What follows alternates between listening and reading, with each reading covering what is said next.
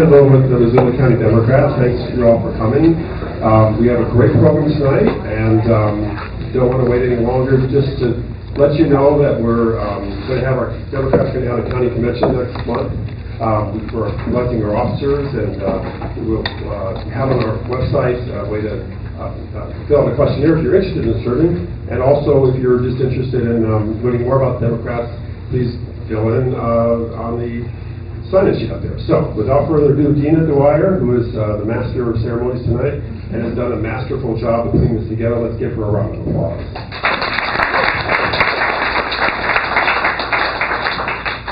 Thanks. That was totally unnecessary, but thank you.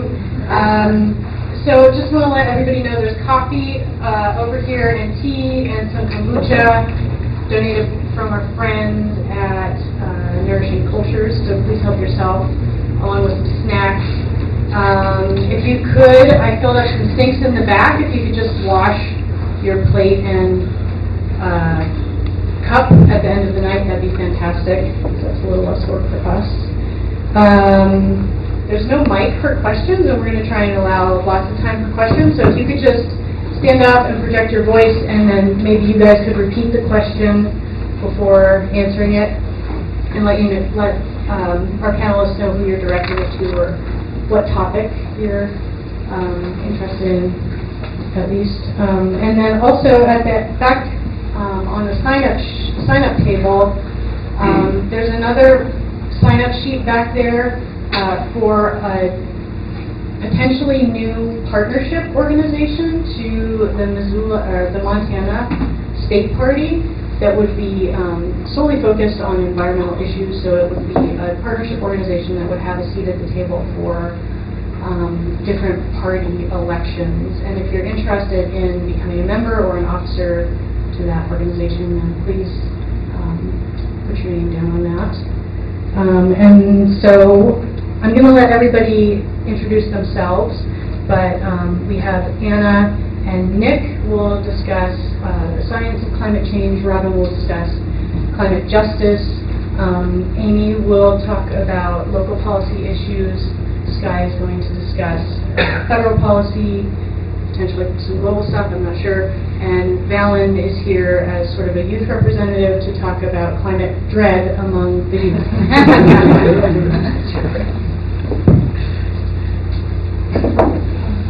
So I'm Anna Klene. I'm professor in the geography department.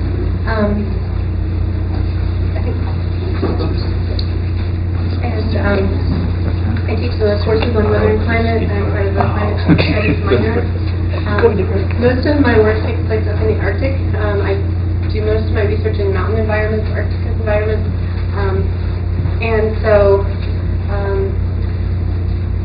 by choosing those two environments, pretty much most of the research that we do is being changed or affected by climate change. And so without really intending to do so, that is much of what I do now, is looking at changes that are happening in the environment as the climate changes.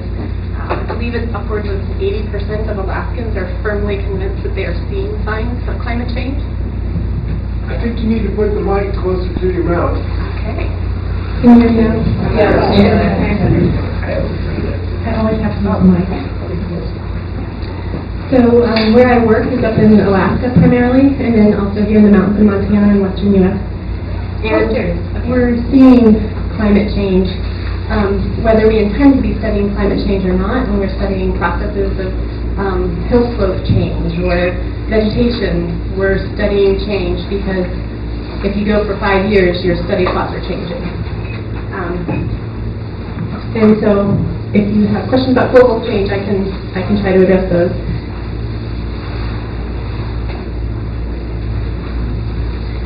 The only graph I really wanted to show you is actually 3 graphs.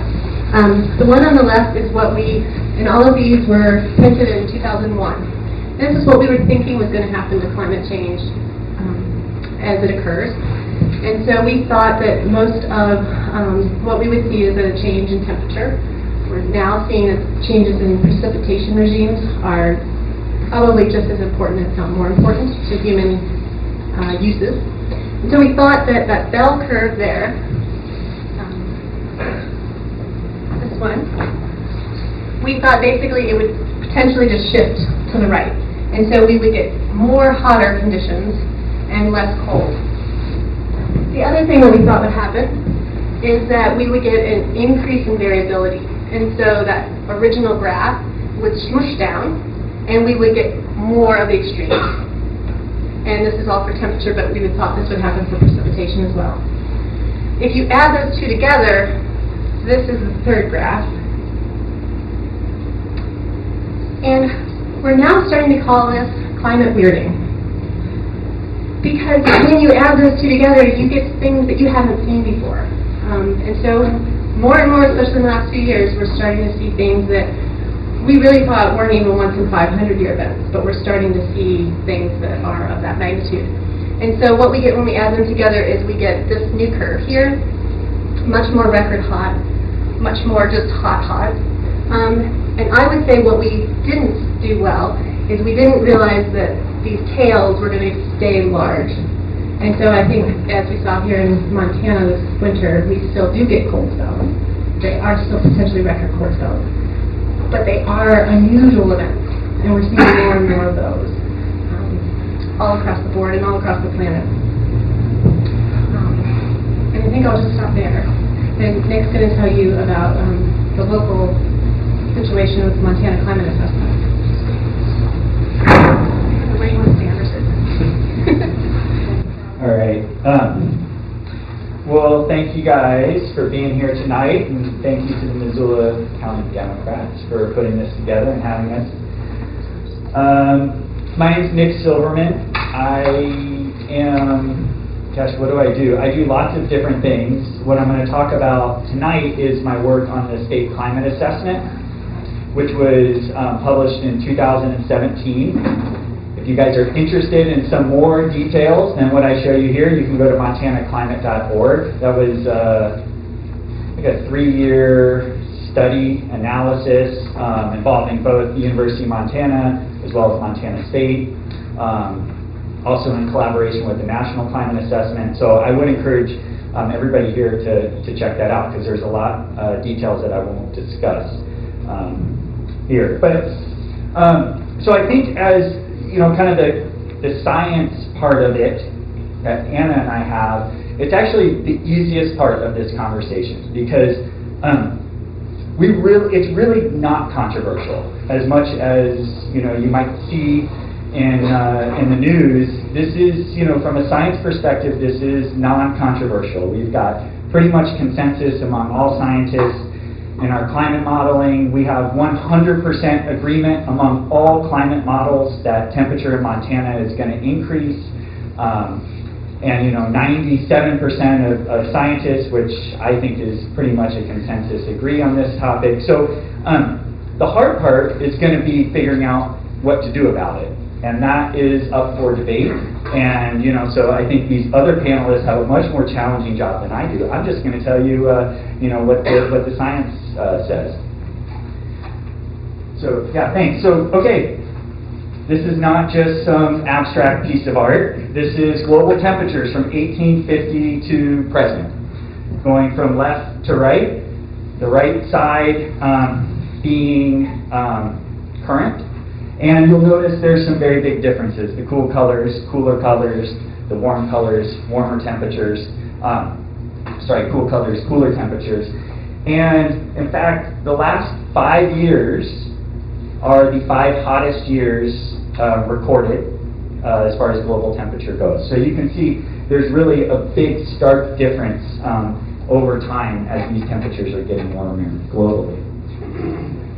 And the story here in Montana is not much different. So this is from 1895 until 2015, and you can see there's a nice, unfortunate but steady trend up in temperature, about 2 degrees difference over this time period.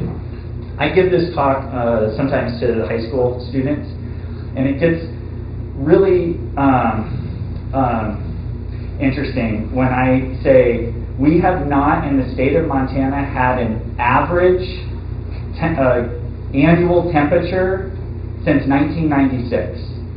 Every year since 1996 in this state, the average temperature has been above our historical norm. So that means when I'm talking to high school students, they've never actually been alive to experience an average Montana year, which I think is pretty amazing. Okay. So I'm going to talk a little bit about the work we did in the climate assessment. These are projections for mid-century. I'm only showing you business as usual. We also looked at a scenario that assumes that we curb our carbon and greenhouse gas emissions by mid-century. This is sort of the current Trump plan, which is business as usual, so that's what we'll talk about. But this is average annual temperature by mid-century, and it's in comparison, or the difference from historical temperatures. So we're looking across the state at about 6 degrees Fahrenheit increase by mid-century over our historical conditions. And then this is the change in the number of 90-degree days, so those days that are really hot. This is the number per year, and then the difference from historical compared to mid-century. And in the eastern part of the state, you see we have almost a month different in these really hot days. And then even in the western part of the state, we're looking at about 2 weeks. And then the change in the number of freeze-free days, so these are the days that used to freeze and are projected to no longer freeze or get below 32 degrees Fahrenheit. You can see in the western part of the state where we are, we're looking at about a month and a half difference, and then in the eastern part of the state, they're looking about a month difference. And then if you look at this across the months, so, and these are those different climate divisions, you can just, we're here at the top, the northwest portion. You can see that our summers are really where the biggest change is expected, but obviously warm and increasing temperatures across the year. Okay, real quickly, precipitation.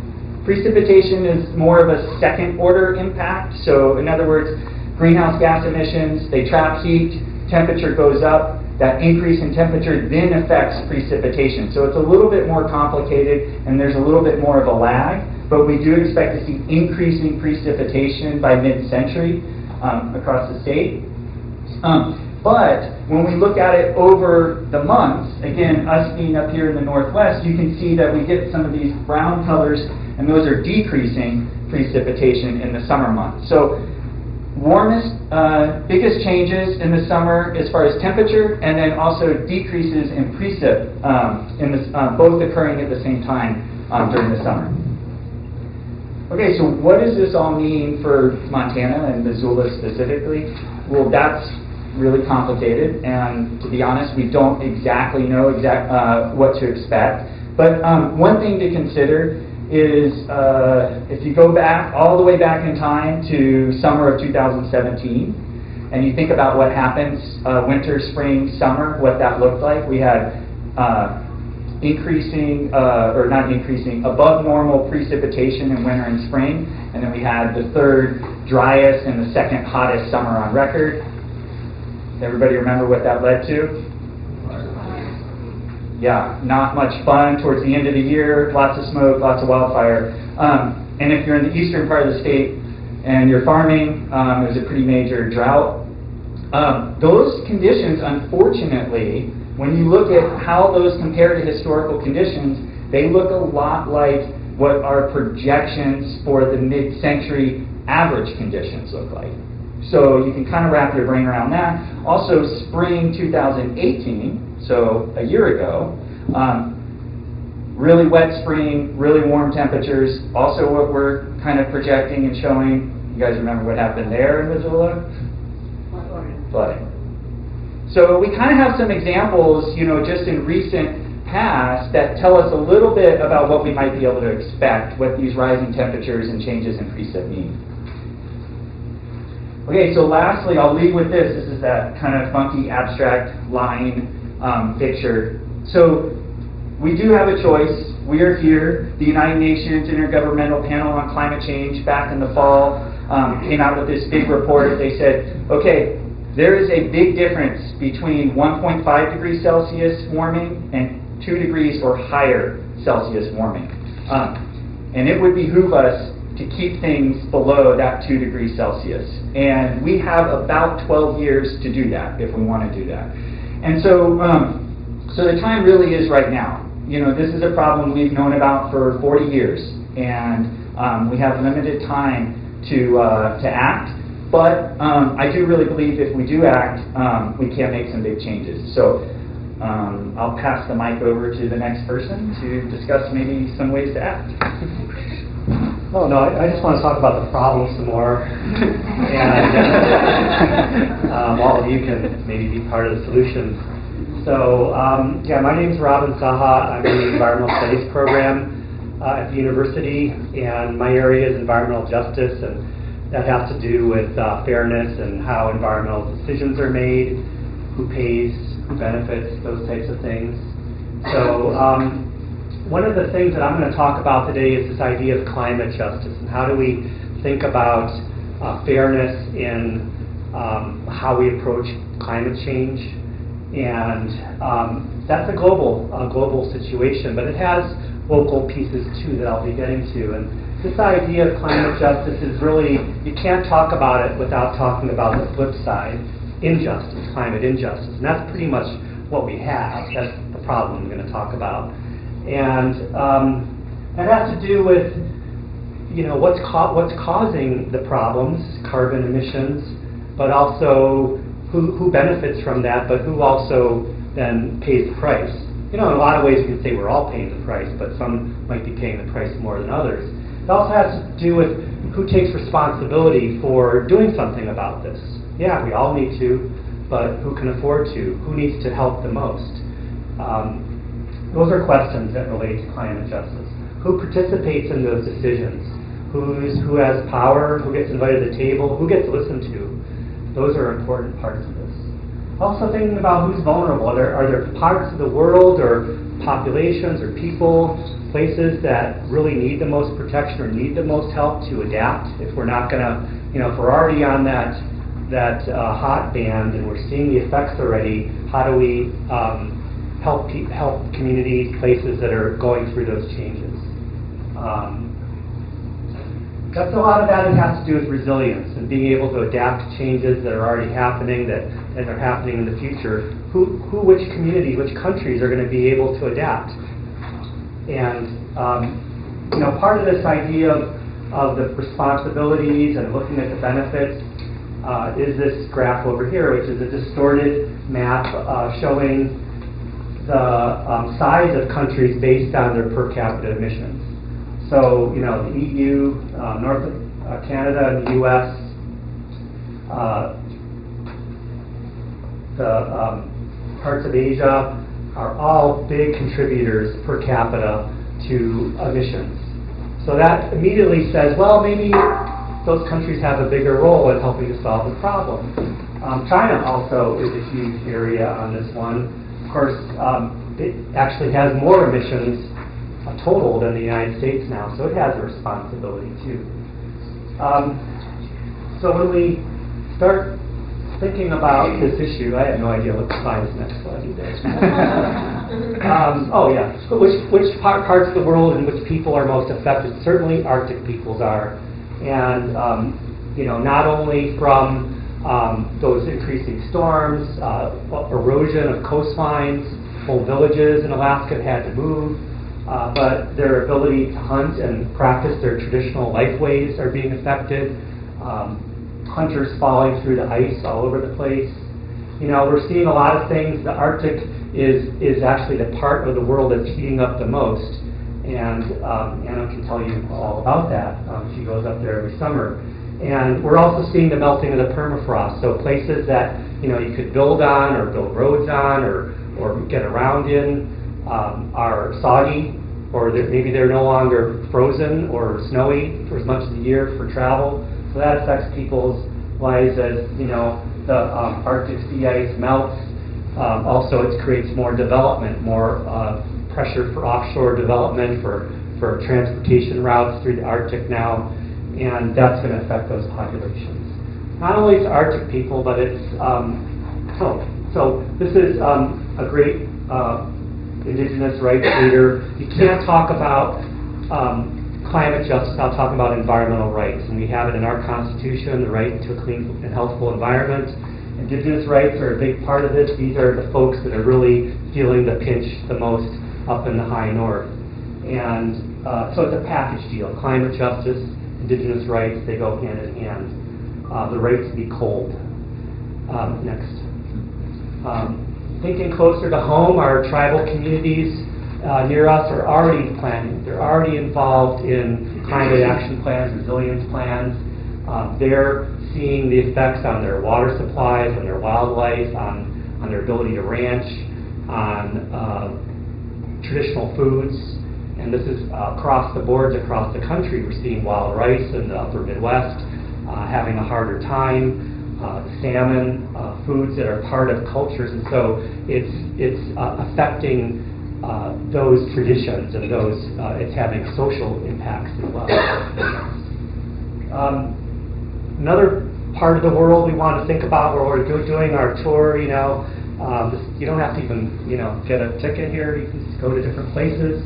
Our island countries, they're affected because of sea level rise, and that causes, at least for atoll countries that are very low lying, some of them only are like 5 feet above sea level. They will be underwater by the end of the century, it's looking like, but they're already seeing coral bleaching caused by climate change, which affects obviously the productivity of the ocean environment.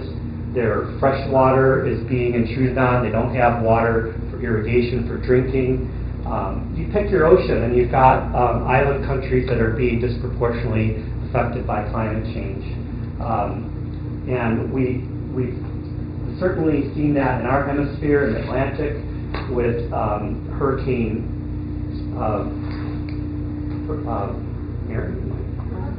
Irma. No, there's the other one that's in Puerto Rico. Maria.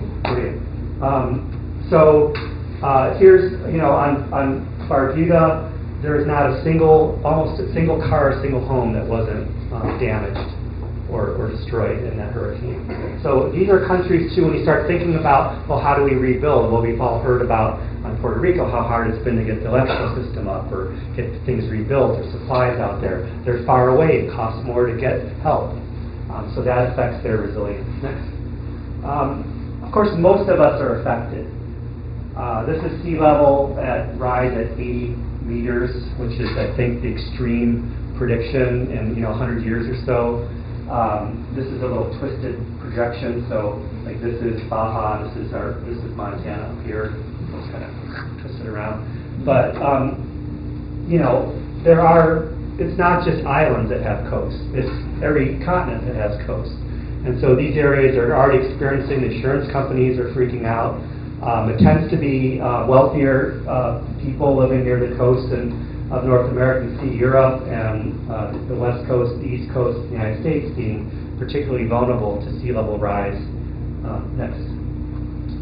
So, however, climate change really disproportionately impacts vulnerable people and not just places. So the poor, less educated, all across the world, the elderly, the young, food insecure. This is a graph showing the increase in dengue fever over time. So in tropical areas, we're seeing increases in disease. Those are areas, obviously, where medical care, where health insurance is pretty limited. So it's literally hundreds of millions of people's lives are being affected, and we're talking billions and trillions of dollars. So, so this is something we need to think about when we talk about solutions. And here's just a picture of, an example of someone that's being affected by sea level rise in the lower Ganges Delta. We won't go into this, but subsistence farmers in Africa, Asia, South America, and Central America are particularly affected by, they can't withstand. They don't have crop insurance program. They can't withstand a year of their crop getting wiped out. This can displace them. It can cause serious problems to their health. Even in developed countries, though, we're seeing heat waves that are causing significant numbers of deaths. I just went to a talk this afternoon in Arizona. And around this country too, there's some heat-related deaths all the time, especially the elderly, the poor elderly, don't have air conditioning, or communities that don't have systems in place. In this heat wave in 2003, over 30,000 people perished as a result of this heat wave. Next.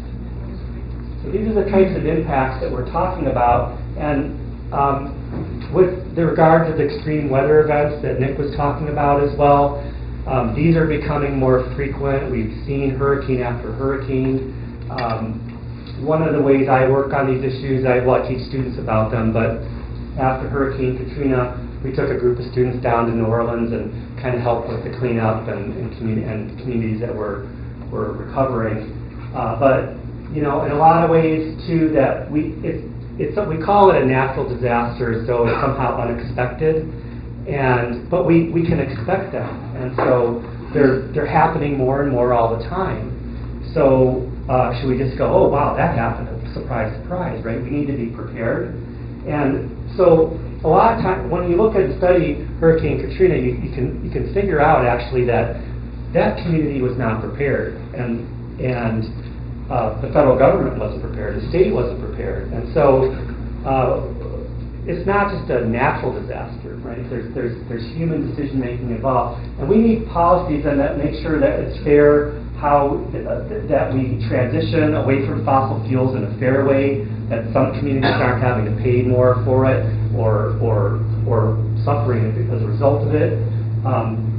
Vulnerable nations and communities need to be able to participate in these solutions. They need a place at the table. In fact, international climate change negotiations, they pretty much stalled for over 10 years because of climate justice.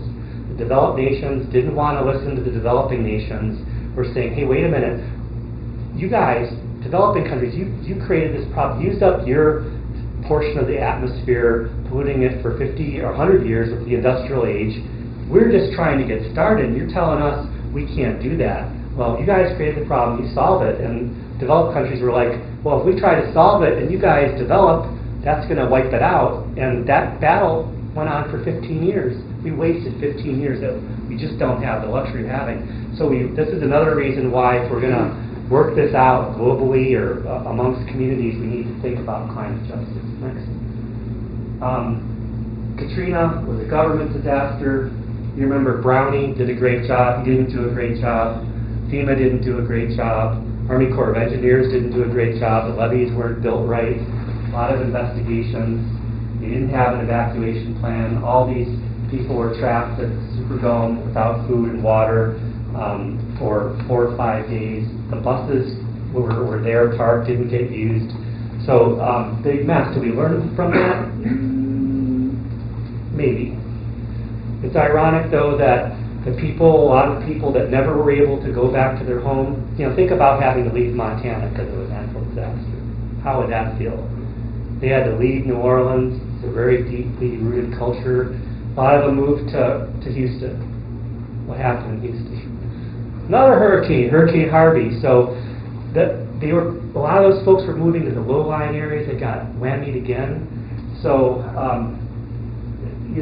we need to be a lot more prepared and a lot more ready for these things. Okay, next. One of the areas I've worked on is in this, and I'll just briefly talk about this, is when we think about the source of this, it's our fossil fuel use. When we think about the impacts of our fossil fuel economy, it often affects those communities like the Standing Rock Sioux. So I was involved in a project looking at that. I guess I won't go into that. I've been given the hook here. So let's just skip over the next couple slides. That one and that one. And go closer to home again. This is showing, there's a graduate student that Anna and Nick helped, mapping vulnerability in the Missoula area. And she basically took a number of socio-demographic indicators that would indicate potential vulnerability to climate change, like in census blocks, the percent of elderly, percent of folks on public assistance, looked at those kind of variables over here on the socioeconomic variables, and looked at, you know, where are the areas where folks are going to be, you know, the most at risk of heat, say, heat events, and, you know, right along the north side, but pockets elsewhere in town here. I'm sure that anyone who's running in these districts might want to know about that. Then she took and looked at not just the social vulnerability, but the physical, what does it say there, Amy? Land surface temperature. And the tree canopy. So the potential for that to kind of keep people's homes a little bit warm, to reduce, you know, to create evaporation. And that then showed, you know, actually more widespread vulnerability in the city, but people are working on, now that this information is out there, people are working, like Amy and her group, Climate Smart, are working on solutions, which I'll tell you about. So, thank you.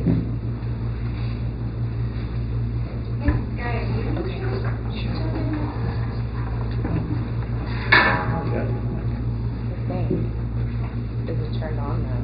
Can you hear me? Yeah. Cool. Okay. I am old school. I do not have a PowerPoint. I apologize for that. You're just going to have to look at me instead, which is less fun. My name is Skye Borden. I'm the Director of Environment Montana. We have a pretty simple mission: clean air, clean water, open space. Together with our affiliates in the Environment America Network, we run coordinated state, local, and federal campaigns, a lot of which have to do with climate change. Now, we're a transpartisan organization. A lot of my most valued coalition partners, people that I work with, legislators that I value their opinion, are Republicans. Tea Party Republicans sponsored my bill in the legislature this year. And for that reason, I do not spend a lot of time bashing the president for the sake of bashing the president. But when it comes to climate change, there's just simply nothing good to say. The president has called climate change a hoax. He recently said that windmills cause cancer. And his policy proposals are just as crassly uneducated as his statements are. So for that reason, a lot of our work during the Trump administration has been defense, trying to stop the president's worst impulses from becoming a reality. We've been fighting that on three main fronts. The first one was clean cars. Transportation is America's #1 source of carbon pollution. So for that reason, any global warming solution is going to have to involve cars and trucks. Sorry. That's okay. The Obama administration's clean car standards were going to take the equivalent of 30 coal-fired power plants out of the air on carbon pollution. The president did roll back those standards. We fought that tooth and nail, collected thousands of petitions. That rollback happened in August of 2018. Count that one as lost temporarily. It is in litigation right now. The second front that we've been fighting on during the Trump administration is the Clean Power Plan. One of my favorite things that I've done was to bus 50 Montanans across the state and down into Gillette, Wyoming for the Clean Power Plan hearings last year. It was an incredibly inspirational group of people, and I kind of think that we should just do that regularly, put a lot of really smart people trapped in a bus for 8 hours and see what they come up with, because it was pretty fun. That is also in the works of being repealed, unfortunately. The Clean Power Plan is one of the best health rules that we have, in addition to being a good climate rule. If it is repealed, an estimated 3,600 Americans will die prematurely every year, and an estimated 90,000 additional asthma attacks in children will occur every year, leading up to 2030. So this is a big one. The shutdown postponed the final rule. We're still waiting on hearing about that. But we can assume the final rule is going to be pretty bad. And tell me if you're sensing a pattern here. It will also go into litigation probably the day the final rule is dropped, much like the Clean Car Standards. The last front that we've been working on is actually not one that we're losing yet. We've also been really looking at climate science and funding for EPA programs that tie into climate. We're on President Trump's third budget right now. Every single one of them has involved really dramatic cuts to the EPA, but climate programs within the EPA particularly. And we have been able to effectively work with legislators to stop the worst of those cuts from going into effect. Of course, in an ideal world, we would actually be increasing funding to meet the increasing need that we have. But at least the worst of those cuts have not happened. So that's everything for the past couple of years, which is not a lot of great news. But going forward, I think there is some glimmers of hope on the federal level, certainly in the form of the Green New Deal. Now, I think it's really important for us to talk about what the Green New Deal is and what the Green New Deal is not. As a detailed, implementable policy document, I'm sorry, it's a failure. It dramatically overhauls multiple sectors of our economy in 14 pages, and the first 5 are whereases, so it's really kind of 9 pages. There's not a lot of meat on those bones. And for that reason, I think it's reflected in the vote that we had a couple weeks on the Green New Deal in the Senate, where they voted 57-0 to stop debate on that resolution. Most of our Democratic senators voted present, including Senator Tester. But that's not what the Green New Deal is, right? It's not a detailed policy document. It's not supposed to be. What it is right now is a visionary statement, and it is a mobilizing, rallying force. It is an expression of what climate policy would look like on a federal level if we actually started to address the scale of the problem with scale-appropriate policy. And so for that reason, I think it is a success right now, because I know that when I go out and I talk to the public, every question I get is Green New Deal right now. It's what people want to talk about. It's what people are fired up about. And I think looking forward, I think there's no doubt that it has sparked a movement. And the question is what shape that's going to take and where it's going to go. And I don't think any expert, certainly not me, could tell you yet. But I can tell you that it's certainly, from my vantage point on the ground, inspiring, and that's something that I'm going to be looking forward to for the next couple of years, just to see where that movement goes.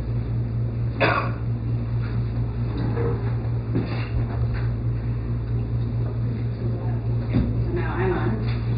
Can you hear me? Okay, I'm on. Great. Since I'm standing here, I'm going to do my own slide. Great. Thank you for all of you for being here, and I think we're just myself and Valen to go, so if anybody's getting a little sleepy needs to stand up or stretch or get some sleep. I'm Amy Silverman, and I'm the director at Climate Smart Missoula, and I'll just share a few words about what we're doing and then dig into some local policy. It is kind of where the action is happening right now, given that it's not happening at the federal level, and as you folks know, there are some interesting and exciting things happening here in Missoula. And they're related to things that either are or are not happening at the state level. So there's lots to do there. I don't think we're going to dive into that, but again, we could all entertain questions or have some conversation about that afterwards. But Climate Smart Missoula is a local organization. We got started just about a little over three and a half years ago or so. We've got a website with lots more about us, so I won't dive into the details too, but you can go to climatesmartmissoula.org if you're not familiar, you want to learn more, Facebook, social media. But we got started because a group of folks, a large number of volunteer different groups got together and decided we needed to be doing more on climate action. We helped develop a municipal climate action plan that was passed in 2013, and then developed more of a community-wide plan that was put forward as version 1 in about 2015, and then it was recognized that some group and persons needed to help implement that plan and carry it forward. So I stepped in to start doing that. Again, just a handful of years ago. So we do have an action plan for the community. So our efforts kind of think not just about how the city government works, but the larger community of Missoula. And now we're working a lot with the whole county of Missoula. And I'll talk about that in a little bit. But one of the things people are probably interested in maybe is hearing, there was some really good news last week about some things that our local government is committed to doing.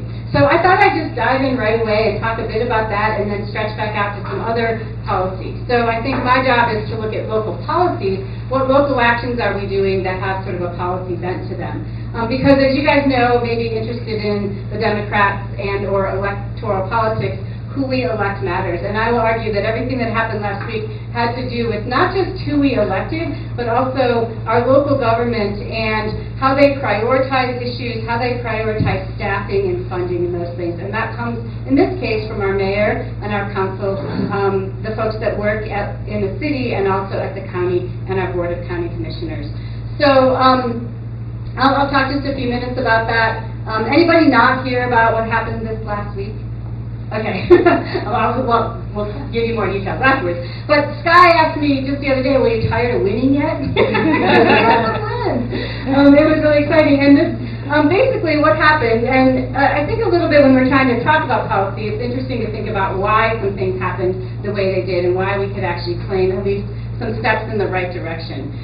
So this is sort of a mix of a lot of community groups coming together and being enthused about making some things happen. It's also a story of a couple of individuals who said, I just want to be doing more, and they wouldn't let that pause. They wouldn't pause, they just kept going. And I'm thinking about the resolution that was just passed to move Missoula city and the urban area to 100% clean electricity by 2030. So that resolution was passed last week, Wednesday, and then last night officially by City Council on their consent agenda.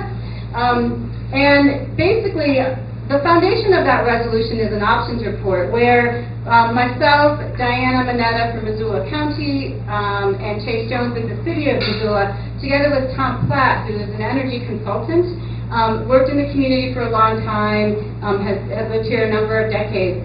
He actually really kind of started this whole effort, and he came to Chase and myself a bunch of years ago, no, just about 2 years ago, and said, you know, we got to be doing more, and he just kept, I want to do it, I want to do it. He did basically a Herculean effort of doing a bunch of research into what our options are to move to 100% clean electricity and eventually energy.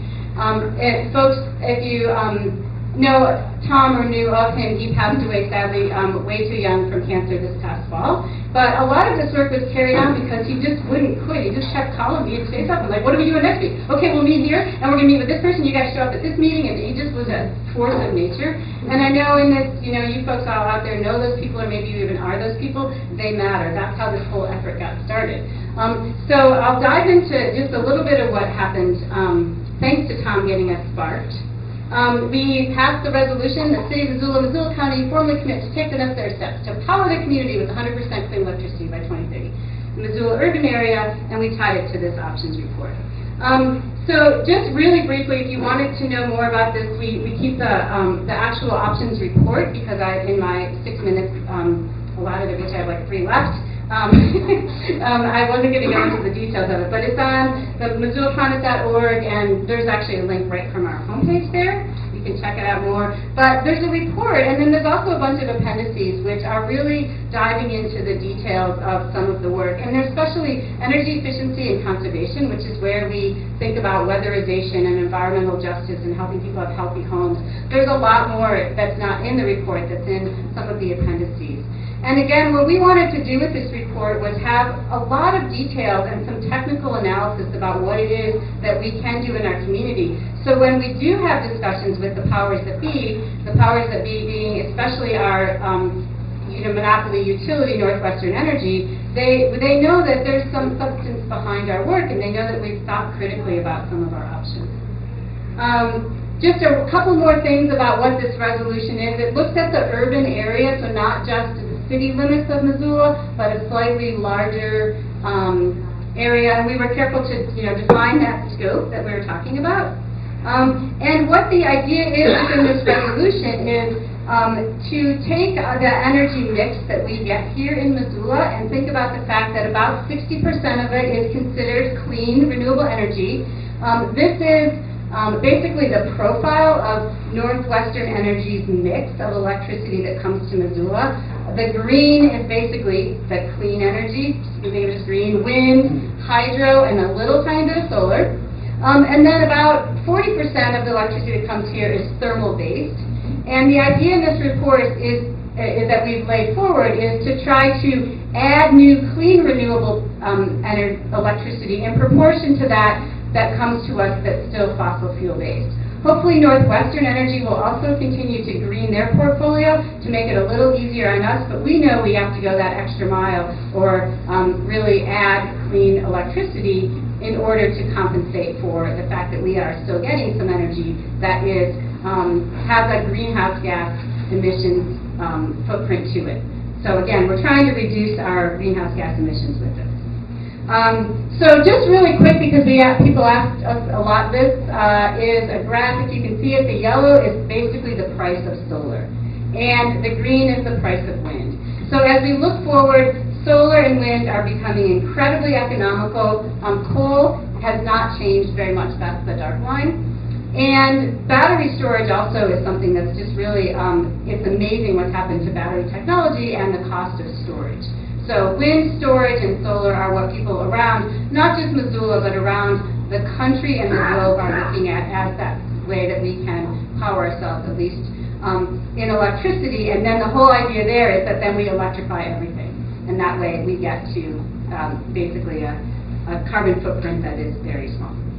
So in this options report, I won't go through these, but we have tools that we can use today. We have some technical things like green tariffs and franchise agreements and community choice aggregation. There's a number of options out there that we either could do or we need to work again with the state legislature. We need to have new policies and our Public Service Commission to allow us to do some of the ideas on the options report.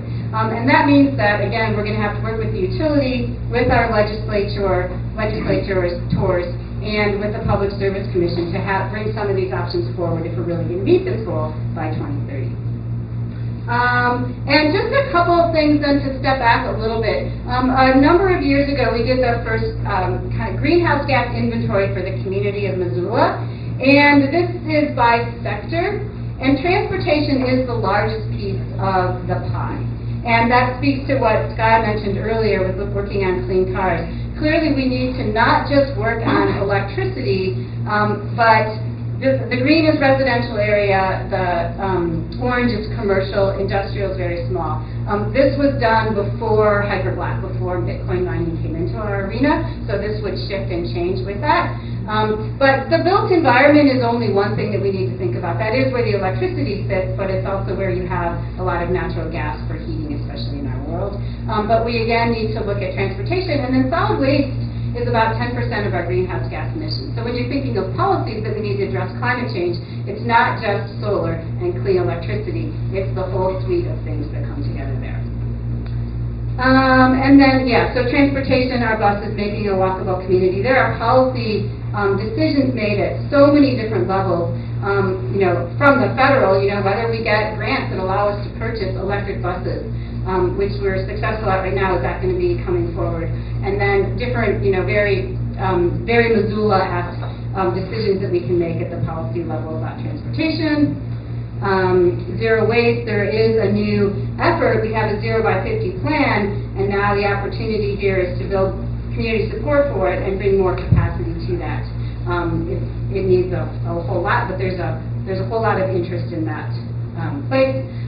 Local food and agriculture is part of the climate solutions, and some of the policies that we have for embracing and enhancing our local food systems speak to not just the reduction of our greenhouse gases for maybe vehicle miles traveled with our food system, but also building a more resilient community. And if anybody's interested, we are going to talk about the nexus of climate change and local food and agriculture this Thursday at one of our Climate Smarts monthly meetups with a bunch of partners at Imagination Brewing, and I can tell you more about that. And then the last thing I was just going to mention is that in addition to the mitigation piece, the part of our policy work that Climate Smart's been working with partners to make happen is we're also working with the city, with local government at the city and the county level, and again with a number of partners here, to work on a climate resiliency plan. And if we're about a third of the way into this process, you'll hear more about it. There'll be some community meetings and events to help us understand climate vulnerabilities and then some of the strategies to reduce emergencies. Right now, there is a little bit on our website that you can again find at climatesmartmissoula.org, but it's a very collaborative process of speaking both to kind of the intersection of how we actually deal with climate change. We have to work on the things that Robin so wonderfully brought forward. A lot of those issues are right here in our home, in our communities. And there is an effort, again, with local government and partners to try to understand and think proactively about those. Clearly, wildfire smoke is one of our biggest issues. It does disproportionately affect vulnerable populations, the young, the elderly, folks with asthma and things like that. So we actually, at Climate Smart, part of that work is also a Summer Smart initiative, and where we try to, address what Nick spoke to, which is the changing summer conditions of hotter climate, drier, more wildfire smoke and things. And I mention that because a lot of times I think we think about policy in terms of the clean electricity, the resolutions, what we're doing to actually mitigate climate change. But there are a lot of policies that help us to be more resilient and adapt. After the wildfire smoke, our health department, anytime we were in the midst of all of that really bad air, we did some studies and we're realizing that the air inside our classrooms and our schools was really unhealthy. And so at the same time that we're seeing this wildfire smoke, the schools embarked in this process of improving all the schools, a big bond measure that was passed. And so the City County Health Department basically pulled every building permit and looked at their HVAC systems that they were proposing to change and made sure that they had the right filtration.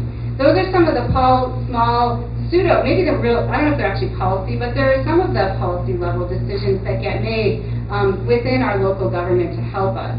And I thought that was a really important one. The other one we might think about in some of the policy decisions that get made is our urban forest and our trees. How do we build out our infrastructure, our green infrastructure, and make sure that we do that equitably so that all neighborhoods have the health benefits of trees, and then they're going to be cooler in the summer when it's hot. So again, sometimes these big policy things matter that Skye was talking about, and we may, again with our partners have helped pass this resolution, but sometimes it's those smaller ones that really make a difference and for which we can all kind of find our niche and figure out where we want to help influence, whether it's, trees or clean air or something like that. And so with that, I also feel like one of the more hopeful things lately has been the youth voices and the youth stepping up and supporting, whether it's the resolution or being involved in these things. And so I really do think that young people are part of our solution. And with that, Valen, turn it over to you. Here, we can just leave it at that. That works. Hello. Okay, excellent. Hey, my name is Valen. I use he, him, or they, them pronouns. I work as a field organizer with the League of Conservation Voters, but I'm mostly just here in the capacity as a millennial young person who has studied both the climate and philosophy. I went to school for 6 years for that, so I'm an expert in environmental things and also existential dread. And the mood, it's an interesting mood. Like, if I had to sum it up, the mood of what young people think about the environment, I think it's both, just horribly, disappointed and incredibly angry. I think, most people I talk to are both of those things. I think we're upset by all the inaction for so many years. We're upset about how bad the problem has gotten, how we've been handed this problem. Just as we grow up and are just handed this huge problem that we're not even sure what the future is going to look like. Just as an anecdote, my dad's been on my case as a retirement account. I'm 25, I gotta get on that. And I have hesitated, not because I don't think it's a good idea, but because I'm in 20, 30 years, I have no idea what the world will look like. I really don't know if a retirement account will even have any relevancy on the path we're going. And I'm hopeful that we can steer away from the worst of the path, but to be honest, there's no way, barring some incredible technological breakthrough, that we're going to avoid any global warming. It's already happening. And that's why I like the word climate crisis more than climate change. I feel like climate change sounds too passive, and people are like, well, the climate's always changing. Climate crisis, you can't really do that with. It's kind of in the term itself, it says we are in a crisis mode. Like, this is not a far away problem. This is a problem that's right here, right now, in Montana, in the world, in our own backyards, and we have to work on it. And I really like the approach that I think we have to do things on all levels, federal, state, and local. I love the community efforts going on here. Super happy about the commitment to renewable energy here in Missoula. And I've been really encouraged too by how many young people I see that are fed up, and despite how terrible the problem is and how, disheartened we are, that we're still gonna fight for a future that's better for everyone. And I was part of the school strikes in March, and I've been involved somewhat with the Sunrise Movement as well, and the Green New Deal, and I think the biggest thing is that youth are demanding, action, tangible action, and tangible action that meets the scale of the problem, which is why, again, I like the Green New Deal a lot, not because it's a perfect resolution, not because it actually has those concrete plans that we're going to implement, but because it says we have to not put a Band-Aid on this. We have to not just throw a couple tax credits, which are good, tax credits are good, and say that the problem's done, right? We can't just have a little boost for the renewable energy economy when we're in this dire situation. We need to revamp our entire society, our entire energy economy, our entire economy, to be honest with you. And I think that people who have studied this and people who have grown up in this, they know that we can't just continue business as usual. We can't just have our society with a little more green energy. It's going to take a lot more to actually have a sustainable society when our society was always built on, not always, in the last 100, 200 years, has been built on waste, has been built on fossil fuels, has been built on excess, and not actually addressing environmental costs. And so I'm really interested and really excited to see all kinds of policy happening. I think right now it's great to focus on the state and local, and then gear up for a big fight on the federal level in 2020. And I would encourage everyone to talk to all the wonderful people doing great things, and find a way to get involved and talk to the young people in your life, feel their frustrations, hold space for that, and find ways to direct them to get involved so that they don't feel as powerless. That's all I got.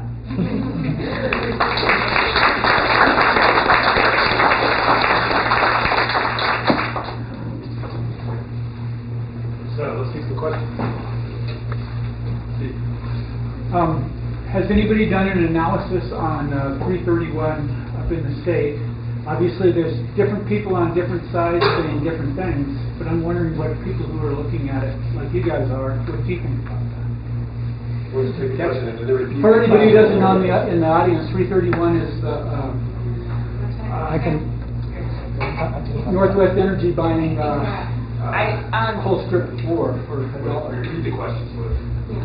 What the impact of 331 will be? In terms of, is it going to be positive or negative in terms of helping global warming or climate change? Well, depends on whether it passes or not, right? Well, that's what I mean. I think, we had all these presentations, but actually what we were talking about before we sat down was 331. That is definitely on the top of mind for a lot of climate activists right now. It will be devastating to Montana's electricity mix in the future if 331 passes. It will be incredibly hard for cities like Missoula to meet our 100% renewable commitment if we're doubling down on coal-fired power plants. I think we're hopeful that are we hopeful? I think we're hopeful. We have fingers crossed that the bill will potentially be vetoed. I think we're pessimistic about its passage. I think it will get passed by our legislature, probably. We're very hopeful that it will get vetoed, but it won't get vetoed without a lot of work. Bullock needs to hear from everyone in this room. He needs to hear from 5 of your friends, and you should probably call him tonight. Yeah, I would just add to that one of the real problems is Northwestern being kind of left on their own to spend a bunch of money on this power plant potentially buy or a bigger share of 3 and 4, and at the same time absorb the liability for the estimated $700 million cleanup. Montanans have been saddled with cleanups from companies that have gone bankrupt before, and this is a formula for disaster. It's a formula to put on tremendous cost on the consumer, and that's always going to affect the low-income consumer too. The family, the renters, that are going to see their rents go up, the folks on fixed incomes who still have to keep the lights on. So that's a big problem. Early in the session too, there was a fear that that this issue would be used as sort of a trading a sort of a for log rolling, sort of a horse trading. Yeah, for healthcare and for Medicaid, and it looks like that's going through, but it could be. You never know with early childhood if it's kind of like, hey, Governor, you want this? So that's why, again, is to reiterate what Skye was saying about he needs to hear from us that this is really important. It shouldn't be, a pawn in a bigger political struggle. There's time for 2 more questions. Go ahead. I got my name's Colin, and I got a couple-part question, but dams was a large part of Montana's clean energy plan, and there's no doubt that there's negatives associated with that. Is there any plans to reduce that? And then I guess I'll just go for my third real quick too. Solar, the majority of solar is made in China right now, and I've been out there working in those plants, and they're powered by subsidized coal power plants. Is there any plan to choose where your solar is coming from and the cleanliness of how those panels are made? And my third question is nuclear. Is there any space for that? Why or why not? I can address at least part of those. Yeah. Okay. So the first question that I'll ask is, what's the deal with the large dams? So right now, most people as far as I understood, and there may be discrepancies here, but the current dams that we have in place, at least in Northwestern Energy's portfolio, the Missouri River, and they have a handful of other dams, the SKQ dam that used to be called Kerr Dam, they're probably not going away, and they are, because they're already built, they're considered, cleanish or renewable energy. Nobody's advocating, at least in our efforts and what I've heard, of building new dams. Any new hydro that people are talking about are some curious, interesting ways of putting like inline micro hydro systems where you can capture energy as water's already flowing. So again, I think there's some debates, but here in our country, at least in our world, the dams in place are probably going to stay. We're not talking about building any new ones. I don't really feel like I can speak to the solar manufacturing. I know that there's impacts to everything we do when it comes to energy, and we try to weigh those impacts. I know there are some real strong efforts, and again, if we had federal policy perhaps that could encourage that, or maybe even state policy, we could build more manufacturing in our country that could have better environmental codes around that. And I know there's a lot of talk about some of the coal-fired power plants, the Navajo generating station, turning that into a big solar manufacturing complex. But that talk is only going to happen if they have the funds and the incentives to do it. Anybody else is welcome to jump on that. Nuclear, at least as far as our local effort, Montana's a nuclear-free. We can't build any nuclear facilities in Montana, and Missoula is a nuclear-free zone. So again, we're not too worried about that. I think it's an interesting debate about new kinds of things that use fission and whether that would be considered as a way to tackle climate change. I think is a debate. The resolution that was passed here talks about other kinds of renewable electricity and doesn't, advocate for nuclear. Anybody else want to jump in on any of those pieces? Because those are all really good questions and things we have to think hard about.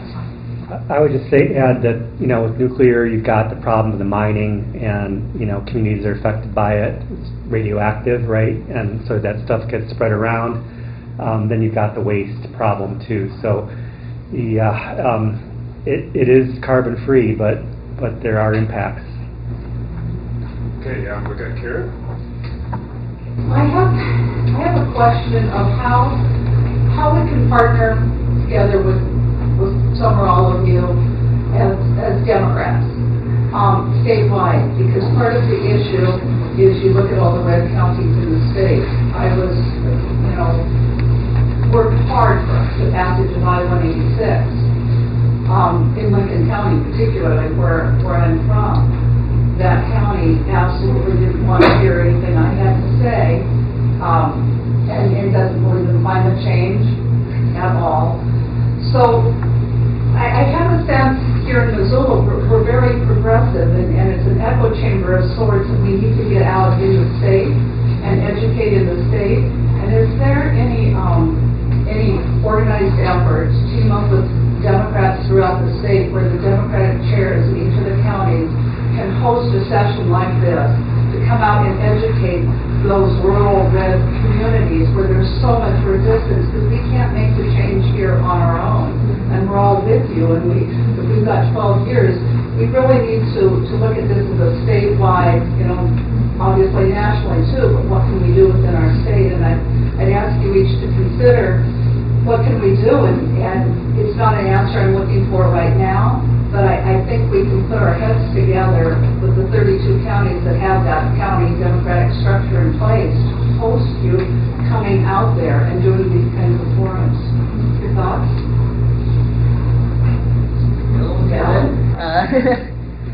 What I would say, or what I've generally come to the consensus of how do we advocate some of these things in, say, more red districts, it's worth it to talk about climate change, but I think, especially at this point, we don't need everyone to believe in climate change to advance things that are just good for our communities.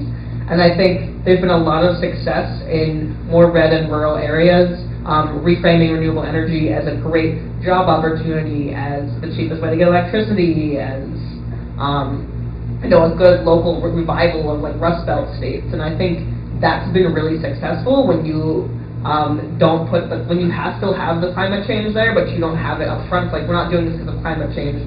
And so finding the ways in which all these environmental policies can benefit our communities and tapping into those values that are there, I think Democrats should really tap into that instead of getting to the more polarizing words of, it's about climate change. Yeah, depends on who you're talking to, right? That's what I'll say for that. I mean, one, sign me up. I would love a good statewide tour. And then I would echo what Valen said, that, when it comes to kids and grandkids, we all want them to be safe and healthy. There are shared values. We live in an incredibly polarized society, but there are still core shared values. People do still love and listen to their neighbors. So the more opportunities we can create to get people together to solve community problems, the better. And there are a number of different related issues. Certainly, I spend a lot of time talking about community health, because electric buses, they're great for helping to solve the climate crisis, but they also reduce diesel fuel pollution around your school. That's good too. Nobody wants your kids breathing in carcinogens. I think we can definitely all agree on that, whether you're in Malta or Missoula. So I think there are a number of different places where we can agree together, especially if the messenger is coming from somebody that they already know and trust. If it's coming from within the community, it's just much more powerful. Okay, last word. The other thing I would say is that, as Valen already said, it's the economic angle. When we're talking about something like the Bill 331, there is a huge economic risk that comes with that. And many conservatives will respond conservatively to taking a large, big public risk. The health is a huge thing. Most of the impacts we're talking about can be framed as pollutants. And in Montana, we really do, pretty much all of us, treasure the fact that we live in a clean state. And when a lot of these things are talking about degrading our environment, if we talk about the impacts this will have on fish, the impacts this will have on deer hunting, that is something that very conservative folks can respond to.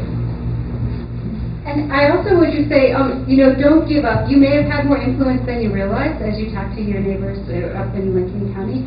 I think that there is a dramatic shift that we didn't see 8 months ago. young people talking about climate change and walking out of schools around the country and the world. I think there is a shift, and when we talk about the science, as much as I'm cognizant of not, talking about climate change in the same frame and in the same way with in outlying communities, the science is still there, and we still are a country that has a deep respect for science as the foundation for how we make decisions. And I think we also do ourselves a favor if we can speak to the science. And they're seeing a shift in, the farmers out in the Midwest right now that are literally drowning are starting to talk about climate change in a way that they didn't a year ago. And I don't think that we have to completely deny that things are happening for climate change reasons. We tried that 10 years ago and we didn't get anywhere. We framed it as, economic security and 100%, that we're gonna be all the national security issues that come with having our own homegrown energy, and then great, now we are an energy exporter, and that didn't solve climate change either. So there's a tension or a balance, but I think there's a shift, and we don't want to jump too fast, but we need to acknowledge that people maybe are ready to listen to things a little differently, and that gives me some hope. If you have more questions, why don't we bring them up to the front here? We have some snacks. Help clean your dishes and the sinks in the back. And join me in thanking this amazing panel.